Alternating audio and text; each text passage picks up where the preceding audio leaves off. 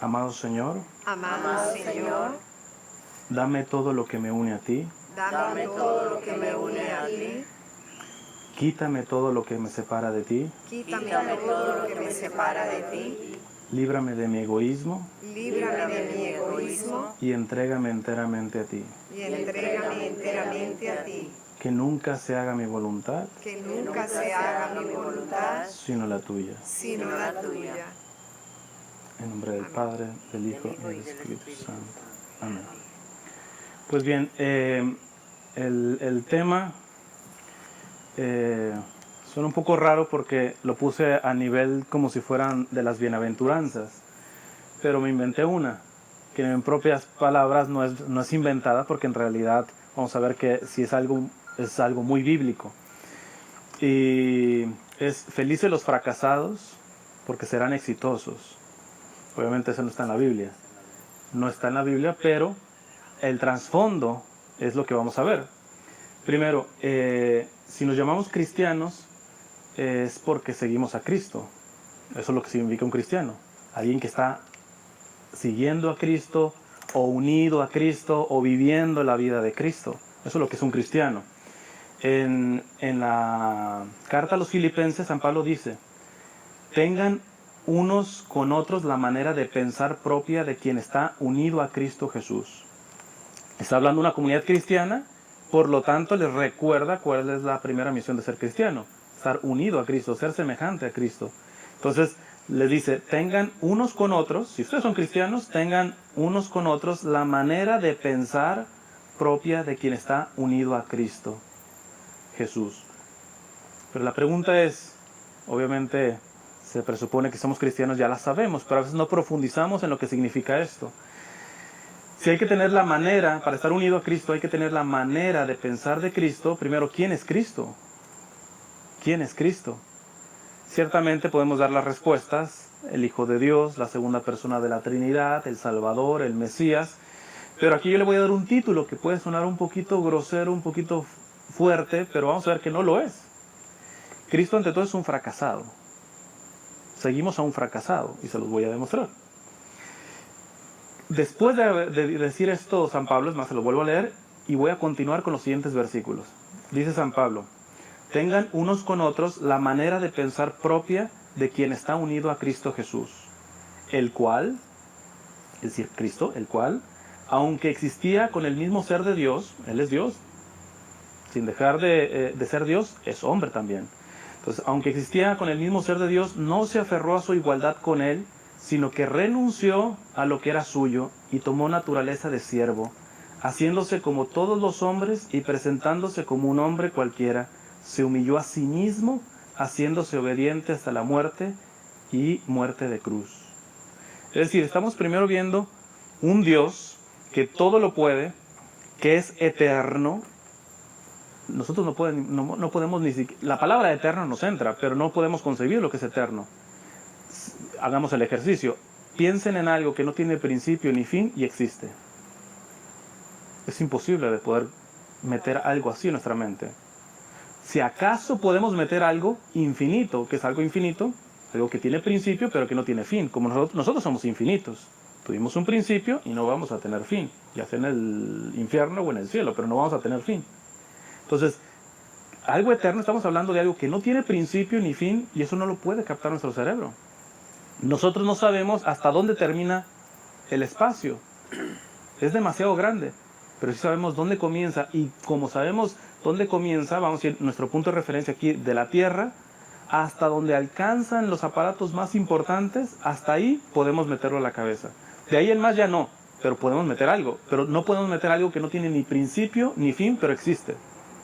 Es algo que nos sobrepasa totalmente. Entonces, eso que es eterno, imagínense, eso que está fuera de tiempo y espacio, que es todo, absolutamente todo, se ha querido ser hombre. Es decir, entrar en tiempo y espacio, limitado. Se abajó, tomó forma de siervo, dice San Pablo. Primer fracaso. Porque vamos a ver que este fracaso se le llama fracaso porque podemos entender actualmente esa palabra en este contexto, sobre todo muy capitalista. O sea, en realidad, un dueño de la mayor empresa que lo deja todo para vivir con los pobres, eventualmente podemos decir, es un fracaso. Oye, todo lo que conseguiste y de pronto lo dejas para hacerte pobre, técnicamente, humanamente podemos llamar que eso es un fracaso. Pues eso no se compara con lo que acaba de hacer Dios. Siendo Dios, se hizo hombre y tomó forma de siervo. Este texto, en griego, hay una palabra bien importante, se llama kenosis. La kenosis es un descendimiento, un abajamiento. En el estricto sentido de la palabra, solamente Jesús es humilde. Nosotros no somos humildes. ¿Por qué? Porque cuando yo reconozco que no soy nada, yo no soy humilde. Soy objetivo, porque eso soy. No soy nada, soy poco.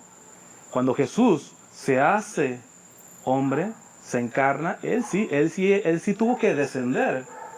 Yo simplemente reconozco que hasta aquí llego. La humildad para nosotros es reconocer lo que somos, punto. Pero en Dios, en Él sí hay un descendimiento. En Él sí hay un abajamiento. Porque Él no es eso. Y Él ha querido, por amor, adoptar esta parte. Otra prueba de este fracaso es de que no solamente se hizo siervo, pero siervo pobre. Nació en una gruta, que hasta, bueno, yo no he ido a Tierra Santa, pero es evidente que por los documentales, aún ahora es muy representativo que en la parte en donde está la gruta de Belén, la puerta sea muy pequeña, que tenga que uno que agacharse, hacerse pequeño para entrar. Es como muy simbólico, ¿va? Lo pusieron, es pequeñita por otro sentido, ¿va? Pero en este sentido nos recuerda un poco de que hasta en la misma encarnación, Jesús vino entre animales, entre suciedad, entre humedad, porque ni siquiera era como un establo como lo imaginamos, una cueva, literalmente. Segundo fracaso. O sea, quiero pensar, ¿quién que ha sido padre ha programado el nacimiento de sus hijos en el peor hospital? No, o sea, si tú tienes algo mejorcito, tú dices, pues algo mejorcito. Y sin embargo tú dices, bueno, es que José y María trataron de darle algo mejorcito. Pues muy bien, María y José no son Dios. Pero estamos hablando del Hijo de Dios. Es decir, el Padre pudo haber preparado algo mejor para su Hijo, desde luego. Entonces hay un misterio en lo que nosotros llamamos fracaso. Nosotros no valoramos esto porque el fracaso en nuestra humanidad nos suena a mal en la lógica de Dios, ¿no? Porque Él sí se pudo, si alguien programa el nacimiento de su hijo en el mejor hospital y no sé, 3 meses antes va a la quiebra, etcétera, ya no lo puede pagar, pues se tiene que aguantar, tiene que ser algo más modesto. En Dios no puede haber eso.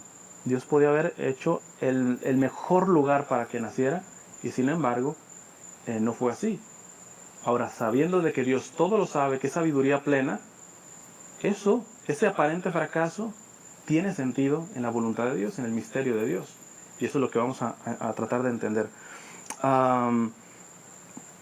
Otras muestras de cómo Jesús es un fracasado. En su vida pública, dice los evangelios, que le hablaron a los familiares de Jesús que porque creían que estaba enloquecido.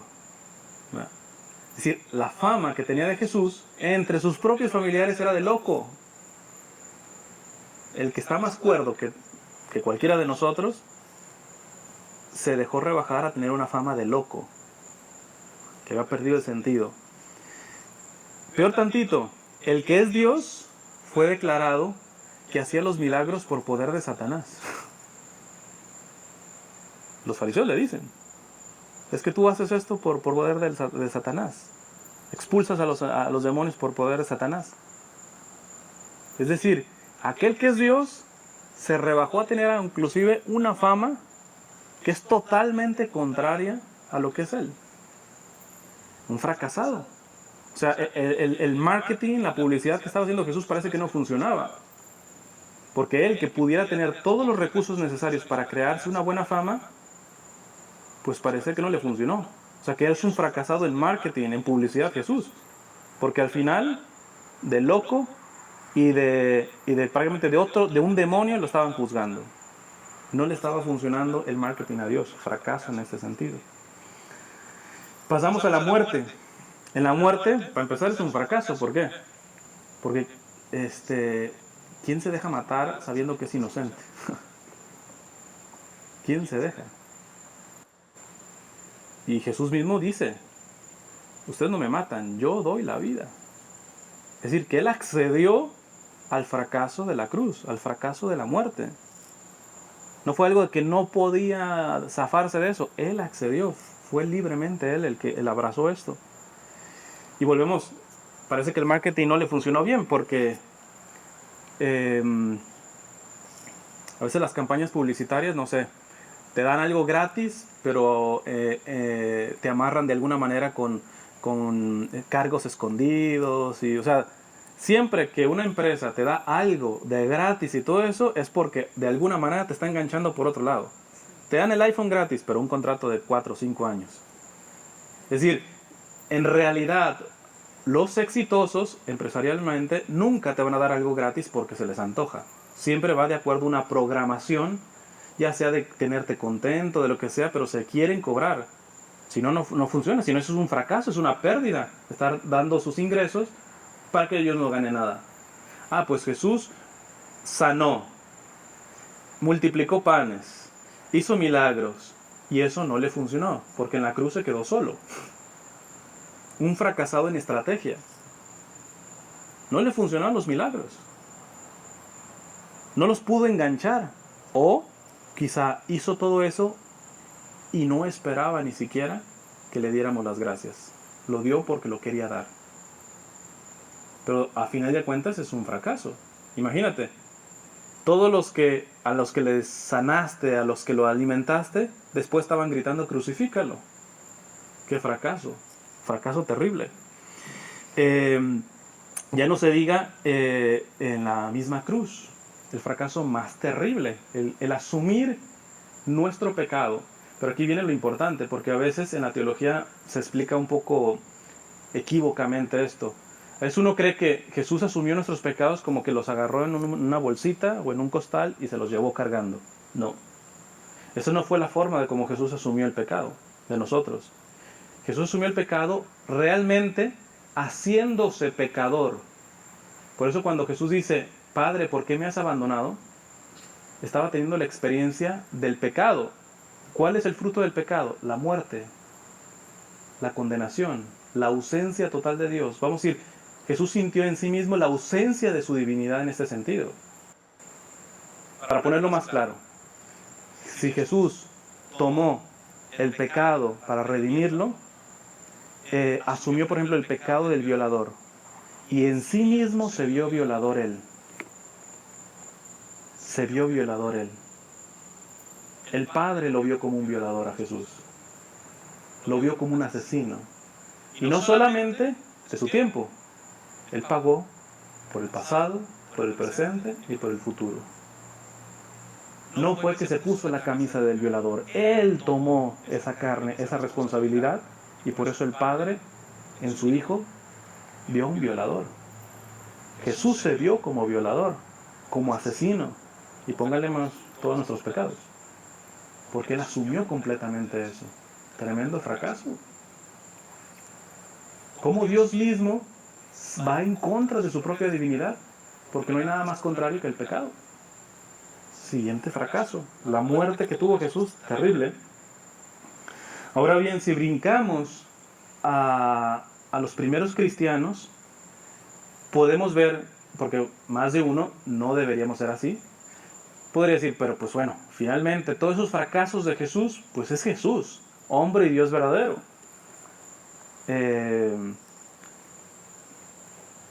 No tendríamos que hablar así personalmente porque Jesús nos pone el límite de acuerdo a Él. Ámense los unos a los otros como yo los he amado. Es decir, que si aún aunque no seamos dioses, podemos amar como Él amó a través de la unión con Él.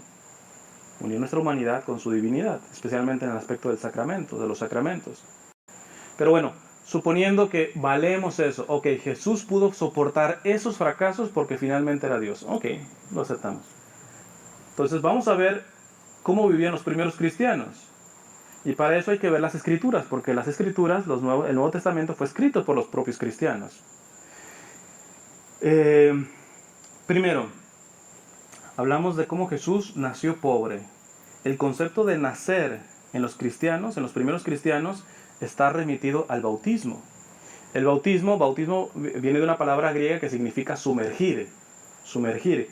Y dice San Pablo en la carta a los Romanos, dice, ¿no saben ustedes que al quedar unidos a Cristo Jesús en el bautismo, quedamos unidos a su muerte? ¿Qué está diciendo eso? Unamos con lo que acabo de decir. Lo voy a parafrasear. ¿No saben ustedes que al quedar unidos a Cristo, no saben que ustedes al ser cristianos, por medio del bautismo, quedamos unidos al fracaso de Jesús? Parafraseando la frase. No puede ser Cristo un fracasado y los que le seguimos no. Nos unimos a su fracaso, a su muerte, a través del bautismo. Sigue San Pablo y dice, pues por el bautismo fuimos sepultados con Cristo y morimos para ser resucitados y vivir una vida nueva, así como Cristo fue resucitado por el glorioso poder del Padre. Si nos hemos unido a Cristo en una muerte como la suya, también nos uniremos a Él en su resurrección.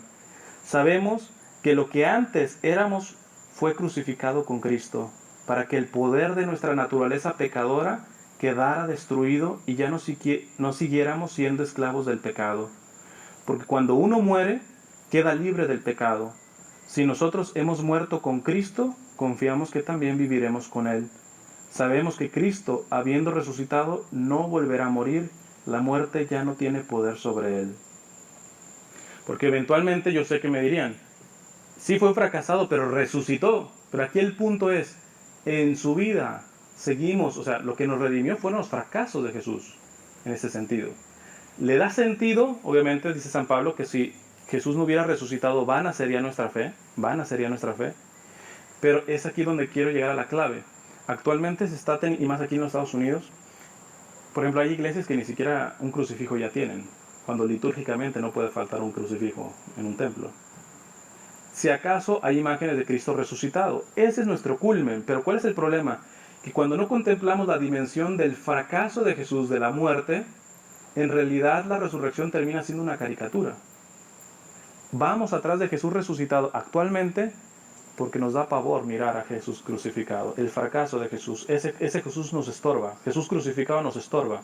Entonces queremos tener un falso Jesús. ¿Por qué digo un falso? Porque el mismo Jesús que resucitó es el mismo Jesús crucificado. Es más, el cuerpo, solamente en el cielo hay dos cuerpos resucitados. Jesús y María. Transformados en ese sentido. Todos los demás están esperando hasta la segunda venida de Jesús que resuciten los cuerpos. Ahora, un cuerpo resucitado se transforma totalmente. Y por más de que esté transformado, Jesús quiso permanecer con 5 llagas. Su cuerpo resucitado pudo haber evitado esas 5 llagas. Es decir, que Cristo resucitado, el triunfador, aún en su resurrección, no se separa de su pasión. Y nosotros la queremos separar. Nos interesa Jesús resucitado, Jesús está vivo, Jesús está vivo. Pero como siempre se dice, no hay domingo de resurrección sin Viernes Santo. Y eso es lo que realmente queremos quitar. So pretexto de que el culmen, el éxito es Jesús resucitado, pero para que Jesús haya llegado a su resurrección, tuvo que pasar por el fracaso de su muerte, de su vida pública, de su encarnación. E inclusive, aún resucitado, guarda señales de esos fracasos, llamadas llagas. No podemos separar eso. Entonces, entendiendo esto, voy a citar la última parte de esta carta a los Romanos. Nuevamente dice San Pablo, sabemos que Cristo, habiendo resucitado, no volverá a morir. La muerte ya no tiene poder sobre él. Si nosotros estamos llamados a asemejarnos a Cristo, estamos llamados a que la muerte ya no tenga poder sobre nosotros. De hecho, en el bautismo, cuando nos bautizan, y ahorita a veces cambian un poco el rito, pero al principio el sacerdote tenía que decir, ¿qué quieren para fulanito de tal? El bautismo. ¿Y qué les da el bautismo? ¿Ah? La vida eterna. Vida eterna, exactamente. Entonces, ¿a qué está diciendo? Que nosotros con el bautismo hemos vencido a la muerte. Un cristiano no puede tener miedo a la muerte, porque si está bautizado ha recibido vida eterna, es decir, vida que nunca se acaba. Ahora, ¿cómo se demuestra eso? Pues empezamos realmente cuáles son los consejos de Jesús y cómo vivían los primeros cristianos. Porque lo que escribían los cristianos no eran simplemente anécdotas, era la manera como vivían los cristianos.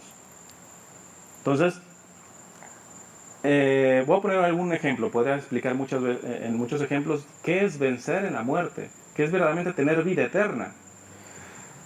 En Mateo, en el capítulo 5, dice Jesús: ustedes han oído que se dijo ojo por ojo, diente por diente. La ley del talión. ¿Alguien sabe cómo nació esa ley? No. En el Antiguo Testamento, y viene por parte de Dios. ¿Por qué? ¿Qué es ojo por ojo, diente por diente?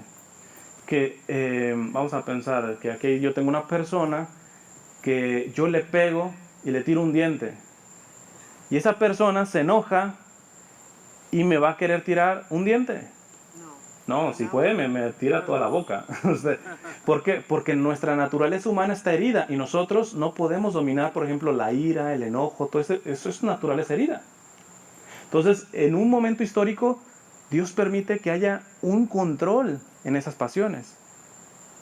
Y entra la ley del talión, ojo por ojo, diente por diente. Es decir, te tiró un diente, ok, te puedes vengar, entre comillas, es tu justicia, pero nada más me puedes tirar un diente. Ya fue un pasito, porque antes, bueno, aún ahorita, o sea, a ti te rompen un vidrio y tú vas y le rompes todos los de la casa. Entonces, o lo mandamos a la cárcel, o sea, no medimos en esa parte porque nuestra naturaleza humana está herida por el pecado original. Entonces, para ponerle un freno, Dios pone primero ojo por ojo, diente por diente. Es una ley buena, mínimo justa. Tú me tiras uno, yo te tiro uno, punto, y ahí dejamos. Me contengo, si te quiero tirar más, me contengo. Ya es una ganancia. Pero ojo lo que viene a decir aquí Jesús. Ustedes han oído que se dijo ojo por ojo, diente por diente. Pero yo les digo, agárrense bien de la silla porque esta frase viene. Pero yo les digo, no resistas al que te hace algún mal. Si alguien viene a hacerte un mal, si alguien te viene a crucificar, déjate crucificar. Así vivían los cristianos. Obviamente por recomendación de Jesús. Pero sigue, dice, no resistas al que te haga un mal. Al contrario, si alguien te pega en la mejilla derecha, ofrécele también la otra. Si alguien te demanda y te quiere quitar el manto, déjale que se lleve también tu capa. Si te obligan a llevar carga 1 milla, llévala 2. A cualquiera que te pida algo, dáselo. Y no le vuelvas la espalda al que te pida prestado. También han oído que se dijo, ama a tu prójimo y odia a tu enemigo. Pero yo les digo, amen a sus enemigos y oren por quienes los persiguen. Así ustedes serán hijos de su Padre que está en el cielo. Pues Él hace que su sol salga sobre malos y buenos, y manda la lluvia sobre justos e injustos. Porque si ustedes aman solamente a quienes los aman, ¿qué premio recibirán? Hasta los que cobran impuestos para Roma se portan así. Y si saludan solamente a sus hermanos, ¿qué hacen de extraordinario? Hasta los paganos se portan así. Sean ustedes perfectos como su Padre que está en el cielo es perfecto. Ahora es la pregunta, no me respondan. ¿Conocen a un cristiano que viva así? Porque si no estamos viviendo así, no somos cristianos, somos una caricatura. Porque el único que puede vivir así es el único que realmente hace efectiva la vida eterna que ha recibido en el bautismo. Si yo tengo una vida que nadie me lo puede quitar, ¿qué me preocupa que hablan mal de mí? Que me tienen la fama. Entonces ya empezamos a entender por qué Jesús se dejó que le dijeran loco, que lo crucificaran como un loco, que inclusive le digan que hacía milagros por obra de Satanás, que teniendo todo el poder no se defendió. ¿Por qué? Porque Él lo mismo lo dijo. Ustedes no me quitan la vida, yo la doy y la recupero cuando quiera. Si yo tengo verdaderamente vida eterna, lo tengo que comprobar en que todo lo que le daña a cualquier ser humano, a mí ya no me daña. De otra manera, yo estoy siendo una caricatura del cristianismo. Porque ¿a qué ser humano, sea musulmán, budista, cuando tú le pegas te pone la otra mejilla? Si le robas el carro, que no te demande. Si le hacen una injusticia en el trabajo, que no haga huelga. ¿Quién hace eso? Y sin embargo, es la única forma visible en que tú puedes probar que tienes vida eterna. Esos son los mártires. Hay que ver los mártires. Muchos se dejaron matar, literalmente bastaba que agarraran unas piedritas de incienso y las aventaran a una estatua de un dios romano. Bastaba eso. Y no los mataban. Y ese acto tan sencillo no lo aceptaron. Y los mataban en el Coliseo romano. Los crucificaban o los aventaban a los leones.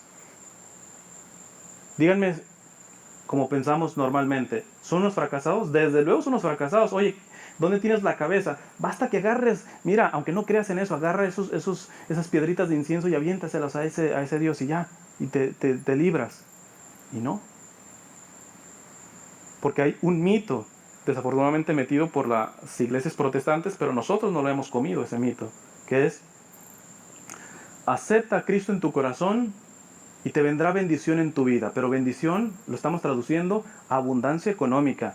Es más, hasta la suegra te la va a cambiar. Todo va todo va a quedar perfecto. Eso no es el cristianismo.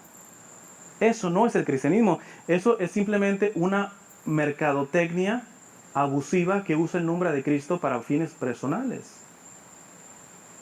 Y mucha gente, inclusive católica, lee libros de esos autores. No quiero mencionar pastores ni cantantes evangélicos, pero que usualmente muchos de los católicos lo escuchan. Pare de sufrir. Entonces, además otras sectas que ya son hasta más descaradas, que te dicen pare de sufrir. Entonces, pero bueno, para mencionar, es que Joel Osteen, Marcus Witt, tienen la iglesia más grande de los Estados Unidos protestantes, llenan un estadio, y eso se llama teología de la abundancia, lo que predican es teología de la abundancia. ¿Dónde está este Cristo? No. Y simplemente por sentido común, decía San Juan de Ávila, que es doctor de la iglesia, San Juan de Ávila dice esta frase: si nuestro Señor, perfecto, Dios perfecto, regresó al cielo herido y llagado, ¿vamos a ir los siervos vestidos y bañados? Si nuestro Señor, perfecto, que no había cola que le pisaran, se fue herido y llagado, ¿vamos a ir los siervos vestidos, bañados, perfumados? Por lo tanto, un evangelio que nos diga: Cristo resucitado, te va a venir la abundancia, te va a cambiar, va a haber bendición. Sí hay bendición, pero la bendición que ellos transmiten es bendición como abundancia, como comodidad. Y el mismo Cristo no la aceptó aquí. Le dice uno a Jesús: Señor, te seguiré a donde vayas. ¿Y qué dice Jesús? Las zorras tienen madriguera y los pájaros tienen nidos, pero el Hijo del Hombre no tiene ni dónde reclinar la cabeza. Entonces, en realidad, ¿es un cuento el Evangelio? ¿Es una cosa que todo lo tenemos que interpretar? No, es que lo que significa es esto y esto. Me acuerdo que hasta un sacerdote una vez entre comillas, me corrigió esta parte. Cuando Jesús dice, el Hijo del Hombre no tiene ni dónde reclinar la cabeza. Dice, no, es que no hay que ser fundamentalistas, no hay que interpretarlo así. Lo que quiere decir es que el que evangeliza se cansa y tiene que dormir, tiene que descansar. Sí, entonces regresemos nuevamente a lo que dice el texto. El texto dice, Señor, yo te seguiré a donde vayas. Mira, los zorros, las zorras tienen madriguera, los pájaros tienen nidos, pero el Hijo del Hombre te está diciendo, ¿quieres seguirme? No esperes ni siquiera una madriguera de un zorro, ni un nido de un pájaro, porque el Hijo del Hombre, no tiene ni dónde reclinar la cabeza. Que después, para dar una homilía, podemos decir que sí, el evangelizador se cansa y todo eso, sí, pero el sentido del mismo contexto bíblico te está diciendo totalmente otra cosa diferente. Te está diciendo realmente que te está diciendo Jesús, seguirme a mí implica pasar por lo que yo tengo que pasar. Entonces, otra prueba para ver que esto no es un cuento simplemente del Evangelio, que así vivían los cristianos. Este texto que les acabo de leer de Mateo, ahora les voy a leer una carta, un pedazo de una carta de San Pablo, de Primera de los Corintios, y vean si se asemeja el texto que acabo de leer de Mateo con esto. Ahora ya no cabe duda, San Pablo está diciendo cómo viven los primeros cristianos. Le está escribiendo a los corintios. Les dice: pues me parece que a nosotros los apóstoles, Dios nos ha puesto en el último lugar, como si fuéramos condenados a muerte. Hemos llegado a ser espectáculo para el mundo, para los ángeles y para los hombres. Nosotros, por causa de Cristo, pasamos por tontos, mientras ustedes, gracias a Cristo, pasan por inteligentes. Nosotros somos débiles, mientras que ustedes son fuertes. A nosotros se nos desprecia y a ustedes se les respeta. Hasta hoy mismo no hemos dejado de sufrir hambre, sed y falta de ropa. La gente nos maltrata, no tenemos hogar propio y nos cansamos trabajando con nuestras propias manos. A las maldiciones respondemos con bendiciones. Somos perseguidos y lo soportamos. Nos injurian y contestamos con bondad. Nos tratan como a basura del mundo, como a desperdicio de la humanidad, y así hasta el día de hoy. Si alguien cree que el texto de Mateo, de no resistas al que te haga mal, pon la otra mejilla, si te hacen injusticia no la reclames, era simplemente una cosa que se tenga que interpretar, pues hay que decir que los primeros cristianos la interpretaron mal, la interpretaron al pie de la letra, porque así vivían. ¿No será que nosotros ahora queremos acomodar un evangelio que nos quede cómodo? Es decir, pareciera como que ahora Jesús es el que se tiene que parecer a nosotros y no nosotros a Jesús.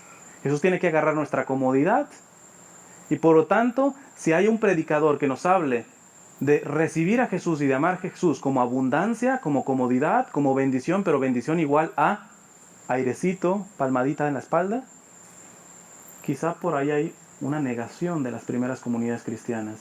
Y esto me parece más grave, yo me atrevo a decirlo, por eso siempre me encuentro con problemas, me agarro problemas.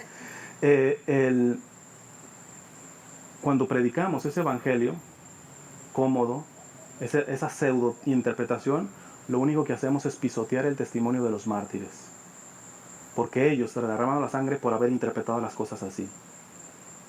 A los que nos precedieron, a los primeros cristianos, agarramos su testimonio y los ponemos a pisotear. Estamos diciendo: no sean estúpidos, no sean... ¿Cómo pudieron ser tan tontos? Tenían que haber interpretado mejor la Escritura. ¿Por qué? Volvemos. Tenemos la visión como del fracaso humano y lo metemos dentro de Dios, cuando sabemos que el fracaso humano para Dios es éxito. En el caso de la muerte, ya describí la muerte de Jesús, un total fracaso en muchos sentidos. Pues bueno, los primeros cristianos, se ha descubierto en las catacumbas y todo eso, hay imágenes tanto grabadas como también había unos medallones en donde había un medallón, por ejemplo, que tenía dos imágenes. Estaba partido a la mitad, tenía dos imágenes. En la primera parte había un buey con el arado que va jalando para arar. Y en la otra había un buey sacrificado. ¿Qué significaba eso para los primeros cristianos? Que sufrieron 4 siglos de persecución. Es decir, esos primeros cristianos, que en cualquier momento podían ser aprendidos y asesinados en el Coliseo romano, con ese símbolo, un buey arando, trabajando, y otro, en el otro lado, un buey sacrificado, lo que decían los cristianos es: listos para lo uno como para lo otro. Es decir, listos a morir por Cristo en el día a día, arando, ni se nota, pero trabajando, o que me sacrifiquen, pero listos para lo uno como para lo otro. Eso es lo que significaba. Por eso los santos, nosotros solamente santos tenemos de 2 tipos. Tenemos confesores y mártires. Los mártires estrictamente derramaron su sangre por amor a Jesús. Los confesores de alguna manera derramaron su sangre, pero en el día a día. Pudieron morir en una cama, pero su martirio fue en el día a día. Nadie les arrebató la vida bruscamente ni los torturaron, pero en el día a día. Entonces, vamos a sacar conclusiones de esto. Algunas recomendaciones. Por ejemplo, los confesores. Teniendo en cuenta de que si Dios no lo permite, ninguno de nosotros vamos a morir mártires. Aunque ahorita como están las situaciones, el mundo nunca sabe. O sea, ¿a alguien se le haría difícil de que Estados Unidos, que aquí literalmente tengamos una guerra? No es descabellado pensar eso, ¿eh? Pero bueno, pensamos que decimos, bueno, estamos más protegidos un poquito, nadie nos va a quitar la vida como se la están quitando los cristianos en Egipto o en Siria. Pues bueno, vamos a presuponer que nosotros estamos llamados a tener una vocación de confesores. Entonces yo voy a sugerir algunas actitudes de confesores, realmente para ir demostrando que somos cristianos. La primera, estar dispuestos a amar las incomodidades. Y aquí voy a citar una santa, Santa Teresa del Niño Jesús, que es una carmelita descalza que murió a los 24 años. Y es interesante, ella fue una monja de clausura, y ella decía, a mí me gustaría ser mártir, derramar mi sangre por Jesús, pero ¿cómo le iba a derramar dentro de un monasterio de clausura? Entonces ella dice que Dios permite también ser mártires a alfilerazos. Es decir, no, esta es Santa Teresita, Teresa del Niño Jesús, Teresa de Lisieux, así es conocida.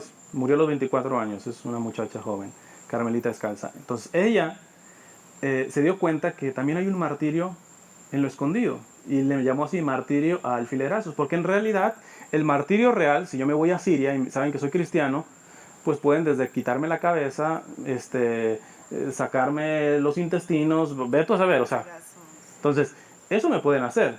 Pero ella dice, los confesores también tenemos que ser mártires de alguna manera, participar nuevamente de ese fracaso de Jesús. Entonces, ¿de qué manera? Y es interesante la imagen que menciona, porque imagínense un alfiler. Yo ahorita agarro un alfiler y le pico a una persona. ¿Le duele? Sí. ¿Pero lo mata? No. Pero que te agarren así, paz, a puro alfilerazo, ¿quién lo aguanta? Aunque no te voy a matar, pero ¿quién lo aguanta?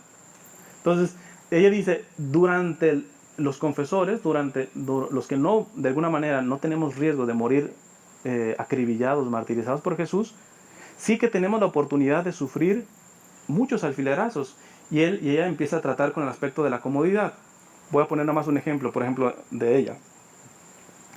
Había una hermana que era, que tiene actitudes un poco pesadas, de carácter. Y en la capilla, ellas que son del convento de clausura, guardan un silencio tremendo. Las monjas de clausura prácticamente viven más en silencio que hablando. Entonces en el momento de la oración, en silencio, tenía esta hermana siempre al lado, y esta hermana siempre hacía un ruidito con el rosario. Y yo no sé, quizá aquí la mayoría pueda tener paciencia, pero no sé, yo cuando estoy en la capilla del Santísimo escucho que la gente está como así, como que, o con el rosario y todo eso, tú preferirías que mejor hable bien, porque eso te pone así como en los nervios. Y a esta monja, a Teresa, le ponía así, una incomodidad, porque la monja no lo hacía por molestarla a ella. Y fíjense lo que hace una mujer que está dispuesta a recibir esos alfilerazos por amor a Jesús. Ella siempre tenía una pregunta en su mente, y ella decía, ¿cómo puedo amar de mejor manera a Jesús? Entonces vamos a decir así este proceso mental en este caso. Si le pego a la hermana y le digo, ya cállate, deja de hacer ese ruido, ¿Jesús se sentiría amado por mí? Desde luego que no, chance y hasta peco, porque no es forma de poderle decir a una persona. Segundo paso, le puedo decir, hermana, ¿puede dejar de hacer ese ruido por favor, así con toda caridad? ¿Le agradaría a Jesús? Ah, sí le agradaría a Jesús, porque ya lo hago con caridad, lo hago con amor. Pero viene nuevamente la pregunta, ¿hay una forma mejor con la que yo pueda amar a Jesús? ¿Mejor que esto? ¿Que decirle con caridad? ¿Y qué hizo Teresa en este caso? Dice, y me di cuenta entonces que tenía una forma de hacer algo más por Jesús. Dice, me concentré en el ruidito y me imaginé que era un concierto que Jesús me mandaba. Y como todo lo que me manda Él para mí es grato, me dejó de molestar el ruidito. Es decir, superó, porque eso no lo piensa uno automáticamente. Tiene que estar en clave de decir, yo aquí estoy para unirme a Jesús.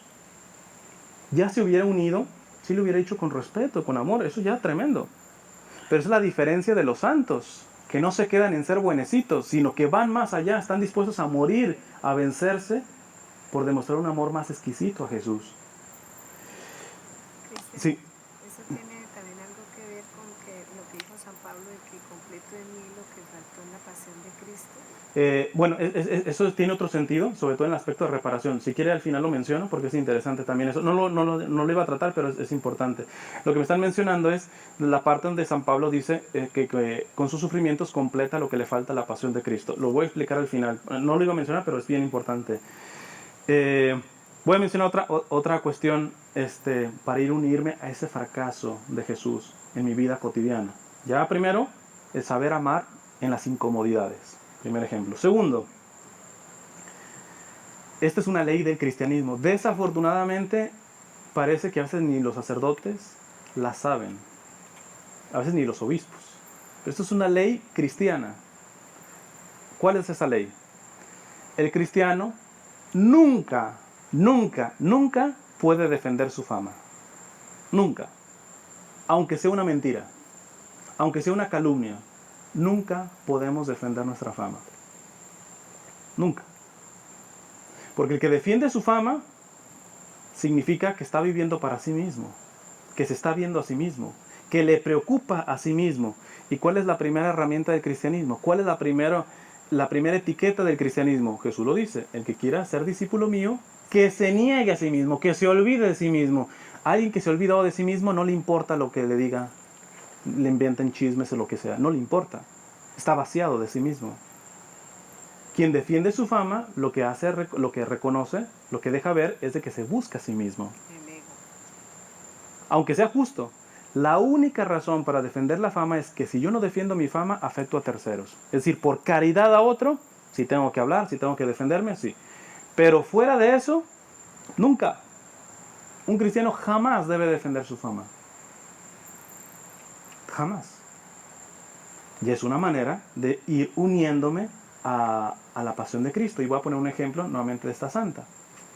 Ella le tocó ser portera del convento.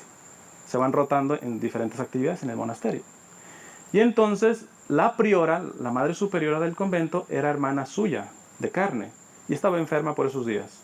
Entonces ella, ya en la noche, pues ya cierra todo del convento. Y dice que iba a dejar las llaves a su hermana. Dice: yo pensé en dejarlas afuera de tu celda, así le llaman al cuartito de las monjas, en su celda.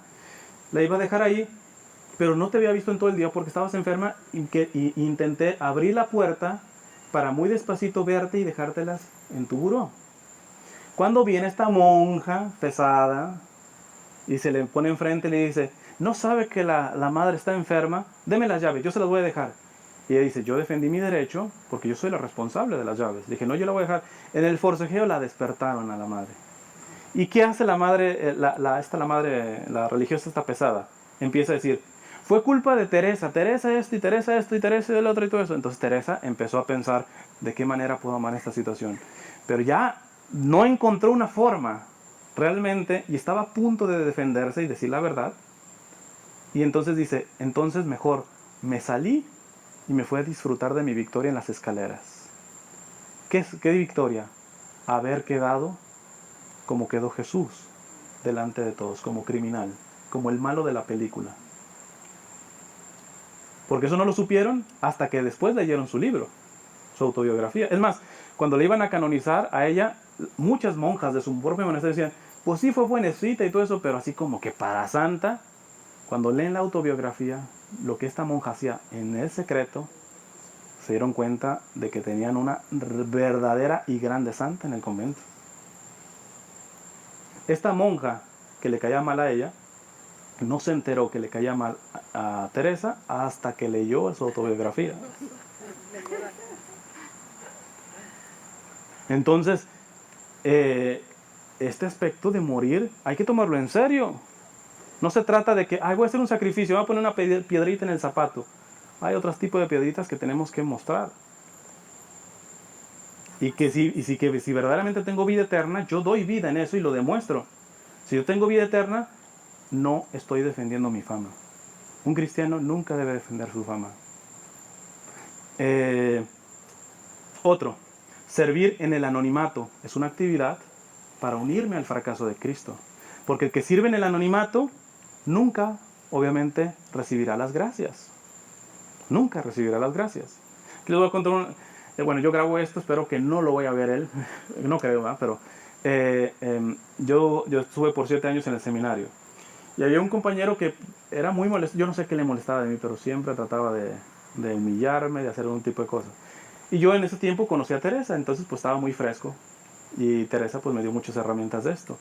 Y entonces, ¿qué hice? Precisamente primero, para no odiarlo, sino amar en esta injusticia, cuando llegaba la hora de deporte, yo me quedaba un poquito más, agarraba sus zapatos y, bueno, en México se dice, se los boleaba, o sea, le daba grasa, le daba lustre, Ah, sí, los embolaba. los embolaba, bueno, va pues, más o menos la misma. Y, y después ya me iba a jugar fútbol y lo que sea. Y eso lo hice varias veces. Él, obviamente, nunca se enteró. Él siguió tratándome como con la punta del zapato. Pero fíjense cómo son las cosas. Esto estaba hablando del... será 98, 99 por ahí. Hace como unos, ¿qué será? Unos 3, 4 años. Ahora por el bendito Facebook que se encuentra con todo el mundo, me lo encuentra. Obviamente él salió también del seminario, pero él entró en el alcoholismo, entre varias cosas. Y entonces, ya no me acuerdo qué le escribí, pero él me escribió probablemente una carta completa y me decía que porque yo pues voy publicando muchas cosas de las que hago por las redes sociales, que le había ayudado mucho, que ya quiere salir de su alcoholismo, que si todo, o sea, vamos a decir, el fruto lo vine a ver, si de alguna manera, lo vengo a ver de alguna manera 10 años, más de 10 años después. Yo no esperaba verlo. Yo pongo el ejemplo también de Juan Diego. Juan Diego no vio terminada la basílica. Un fracaso. Fue el que peleó para la basílica y él no alcanzó a ver la basílica completada. Y a veces uno no hace eso, ¿por qué? Porque siempre está dispuesto a hacer la caridad siempre y cuando se me agradezca, siempre y cuando vea el fruto de lo que estoy haciendo bueno. Pues el primer acto de unirme a Jesús fracasado es estar dispuesto a servir por amor aunque la gente no se entere, por escondido. Esos actos de amor son verdaderamente unirme a Jesús fracasado. Y última, dar primicias a los que no las pueden pagar. Usualmente aquí en los Estados Unidos obviamente se da mucha caridad. Yo he estado en partes en donde recibían donaciones con migrantes y todo eso. Pero te das cuenta que había varios tipos de donaciones. Primero, los que dan basura. Gente que llegaba ahí y te daba y realmente tú agarrabas eso y lo tirabas a la basura porque no sirve para nada. Y todavía tenían el descaro de pedirte el papelito de los taxes, ¿verdad? Hay el otro que da lo que no se pondría, lo que no se comería, ya es ganancia. De que lo tengas y que se está echando a perder ahí, a que lo des al necesitado, perfecto. Pero la pregunta es, ¿quién da primicias? ¿Quién le da la camisa que sí se pondría al pobre? ¿Quién le daría la comida que sí se comería uno? ¿Quién le daría el lujo que yo me doy un día dejarlo y dárselo a esta gente? O a un enemigo todavía mayor. Porque si no, no somos cristianos, estamos fallando en esto. Y entonces, aquí es donde dice Jesús, en el Evangelio de San Lucas, dijo también al hombre que lo había invitado, Jesús estaba en una fiesta, y dice, cuando des una comida o una cena, no invites a tus amigos, ni a tus hermanos, ni a tus parientes, ni a tus vecinos ricos, porque ellos a su vez te invitarán, y así quedarás ya recompensado. Al contrario, cuando tú des un banquete, invita a los pobres, los inválidos, los cojos, los ciegos, y serás feliz, pues ellos no te pueden pagar, pero tú tendrás tu recompensa el día en que los justos resuciten. Una manera de unirme al fracaso de Jesús es precisamente fracasar, tener pérdidas económicas, de tiempo, etcétera, con aquel que nunca me va a poder pagar. Porque es muy fácil hacerle un favor a una persona que yo se lo puedo cobrar después. O sea, si muero, si tengo pérdidas, ok, sí te doy, sí te presto, pero le presto a alguien que sé que después me lo va a dar. Pero podrías darle dinero tuyo, tener pérdidas económicas, de salud, de tiempo, a alguien que sabes que de antemano va a ser un milagro si te los llega a pagar. Pues de eso se trata. De eso se trata. Voy a hacer la conclusión. Mencioné, dichosos los fracasados porque serán exitosos. Pero ¿por qué dichosos? ¿De dónde viene esto de dichosos? Pues obviamente las bienaventuranzas. Están las bienaventuranzas de Mateo y las de Lucas. Lucas tiene menos, cita menos, pero agrega unas cosas que le llaman los ayes. Y voy a dejar esta de Lucas porque la acabamos de recientemente de escuchar en la misa de la semana. Les leo esto. ¿Qué significa ser dichoso para Jesús? ¿Qué significa ser dichoso? Dice, Jesús miró a sus discípulos y les dijo, dichosos ustedes los pobres, pues de ustedes es el reino de Dios. Dichosos ustedes los que ahora tienen hambre, pues quedarán satisfechos. Dichosos ustedes los que ahora lloran, pues después reirán. Dichosos cuando la gente los odie, cuando los expulsen, cuando los insulten y cuando desprecien su nombre como cosa mala por causa del Hijo del Hombre.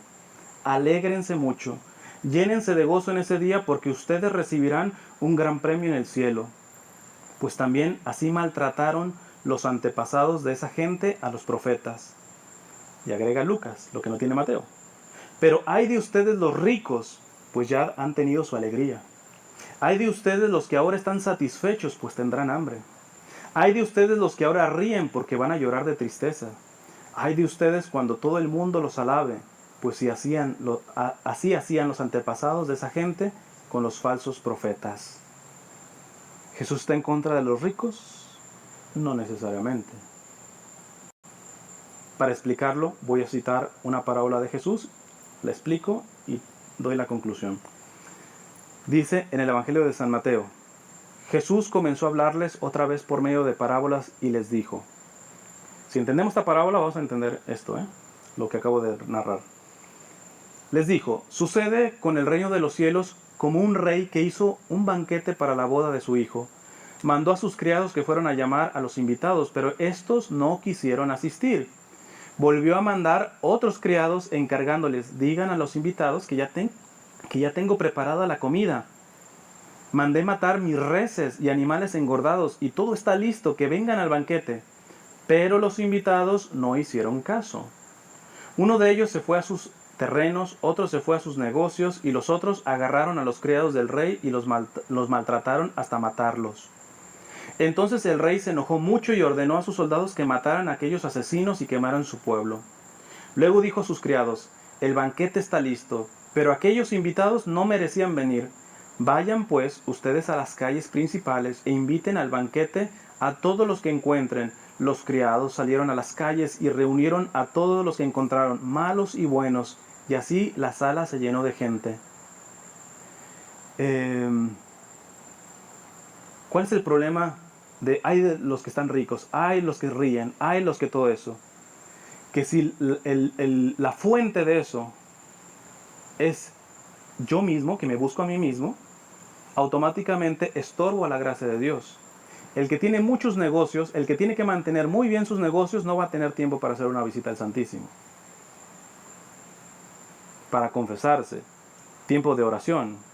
Es más, chance ya hasta ni para la familia tiene. El que ríe mucho, el que va muy bien y pasándola toda bien, no va a tener tiempo para tocar la realidad. Yo me he sorprendido, con jóvenes obviamente que yo trato, muchos no, hasta este momento no se habían enterado de lo que están pasando los cristianos en Egipto y en Siria. Y eso que lo pasan en la televisión. Pero no se habían enterado en qué está la cabeza, pues seguramente no sé cómo viven esta gente. ¿Por qué? Porque tienes ya tu riqueza, ríes mucho, te disfrutas, eres tú, y cuando eres tú, no te duelen los demás. ¿Cuál es la regla básica en esto? Porque no se trata de ser una teología que está condenada por la Iglesia, la teología de la liberación, que es casi como un comunismo espiritual. No se trata de eso. Lo que dice la Iglesia es, lo tuyo nada más es lo necesario. Nada más. Lo tuyo es nada más lo necesario. Todo lo demás que generes, eres administrador de eso. Ejemplo, si alguien pone su restaurante y todo eso, y ya tiene lo necesario, su comida, o sea, lo necesario, lo digno, vamos a decirlo así. Pero le va muy bien y genera más fondos para poner otro restaurante, 3, 4 restaurantes, los tiene que poner, pero esa riqueza ya no es para él, es para dar salarios justos, para sacar de la miseria a tantos. Y créanme que falta muchísimo para llegar a eso, Se necesitan muchos empresarios y muchos ricos para hacer eso. ¿Por qué? Porque ahorita 3/4 de la población vive por debajo de la miseria. O sea que literalmente sintámonos privilegiados cuando hoy nos sentamos a desayunar y nos podemos preguntar, ¿quién soy yo para haber recibido este alimento? ¿Soy más bueno que 3 personas que hoy no lo tuvieron? Porque 3 rebanadas de la riqueza se la está comiendo uno y una rebanada se la están comiendo 3. A ese nivel. Nada más que en este país vivimos en una burbuja. Nos creemos pobres porque ganamos $100 menos. Cuando literalmente 3/4 de la población ni lo esencial lo tienen. Ni lo esencial. Entonces, vemos que en este sentido sí estorba la riqueza. Bendito aquel que puede generar medios y no se está viendo a sí mismo, está viendo de qué manera poder sacar de la miseria a tanta gente. En este sentido, le podemos decir, ay de ustedes ricos, ay de ustedes los que ríen, ay de ustedes los que se van de vacaciones. Me decía un muchacho de otro grupo de jóvenes, cuando hablaba yo un poquito de esto, y me decía, pero mira, yo voy a ir a unas vacaciones a Hawái con mi novia, entonces ¿qué es pecado o no es pecado? Mira, yo no me meto en cuestiones de conciencia, tú analiza. Yo personalmente no me iría. So, ¿con qué cara saber cómo la mayoría de la población no tiene ni siquiera para vivir y yo darme esos lujos? Yo personal, si tú te sientes bien y todo eso, bueno, tú ya verlo con conciencia. Yo personalmente no lo haría. O sería más creativo. Si se trata de que yo descanse, me voy a Hawái, pero no me voy a un hotel de 5 estrellas. Me voy a meter con los pobres de Hawái. Y puedo dejar unos 2 días, etcétera, para descansar en la playa, muy bien. Pero toco el sufrimiento de mi hermano. Me duele el dolor de mis hermanos. Entonces, a eso va. Conclusión. En la segunda carta a los Corintios, me encanta, porque aun cuando nosotros abracemos ese fracaso de Cristo, lo único que podemos es presumir que en ese fracaso está la victoria. Por eso no nos desespera. A otros sí les alarma. ¿Cómo? ¿No estás defendiendo tu fama? Te van a destrozar. Y tú dices, en eso está mi victoria. ¿De qué manera? Vean cómo lo pone San Pablo. Dice, unas veces se nos honra y otras veces se nos ofende. Unas veces se habla bien de nosotros y otras veces se habla mal. Nos tratan como a mentirosos, a pesar de que decimos la verdad. Nos tratan como a desconocidos, a pesar de que somos bien conocidos. Estamos medio muertos, pero seguimos viviendo. Nos castigan, pero no nos matan. Parecemos tristes, pero siempre estamos contentos. Parecemos pobres, pero enriquecemos a muchos. Parecemos que no tenemos nada, pero en realidad lo tenemos todo. Todo. Felices los fracasados porque serán exitosos. O en otras palabras, felices los que murieron a sí mismos porque vivirán la vida de Cristo. No solo un día en el cielo, sino ya desde aquí en la tierra. Y por lo tanto yo pregunto, ¿hay un éxito mayor que asemejarse a Jesús aquí y después unirse a Él eternamente en el cielo? Si los fracasos, si esta persecución abrazada me da la capacidad de asemejarme a Jesús, como decía San Pablo, ya no vivo yo, sino es Cristo que vive en mí, yo estoy consiguiendo el éxito más grande que pueda aspirar un ser humano. Porque todos los éxitos demás, vaya, para dejarla sencillita, cuando nos vayamos no nos vamos a llevar ni del polvo de un ladrillo. Ni una alabanza. Nada, absolutamente. En cambio, el que se asemejó a Cristo, ya está viviendo el cielo de alguna manera desde acá, aun cuando padece, aun cuando parece que está triste, pero está contento, aun cuando parece que está muerto, pero está más vivo, aun cuando parece pobre, pero enriquece a muchos. La clave es esto. Termino solamente explicando esto de lo que me mencionaban. Cuando Pablo dice que con sus sufrimientos completa el padecer de Cristo, primero le da en la cabeza a los protestantes que llegan a decir que ya, todo lo de Cristo está culminado absolutamente, por lo tanto no podemos tener méritos nosotros. Por lo tanto, la única manera de salvarnos es mediante la fe, no valen las acciones. Es bíblico. Ha terminado la redención de Cristo completamente, ¿no? Fue completa en la cruz, pero aquí voy a citar al Papa Pío...